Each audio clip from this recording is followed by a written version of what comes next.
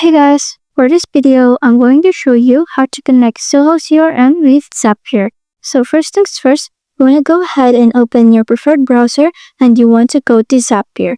Then you want to make sure that you have your account logged in, and once you're here in the Zapier homepage, you're going to go here to the top right where you will see Explore Apps. So you want to click on that and they'll be brought over here to the apps page where you'll be able to see all of the apps that you can connect with Zapier. Then you're going to go here to the top and you want to click on the search bar and you want to search for Zoho CRM. Then you're going to click on Zoho CRM over here. Then you're going to click on Connect Zoho CRM. And after that, it will bring you to this page. Then first thing that you're going to do is you're going to select your event. So you're going to go here to the right sidebar. Then you will see Trigger Event. Then you want to click on Choose an Event.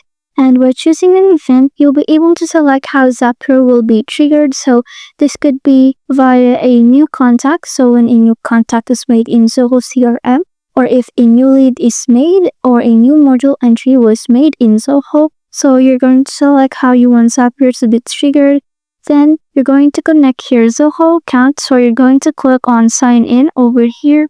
Then it will bring you this new tab, and then you're going to select the Zoho domain by clicking on the drop down button over here. Then you want to go ahead and select your domain, but if you do not find them here, then you can also search for it over here. Then you're going to click on Yes, Continue to Zoho CRM. And after that, you're going to log into your Zoho account. Then it will ask you for the access permission, so you can read through all of this access permissions. And once you're done with that, you're going to click on I allow over here at the bottom.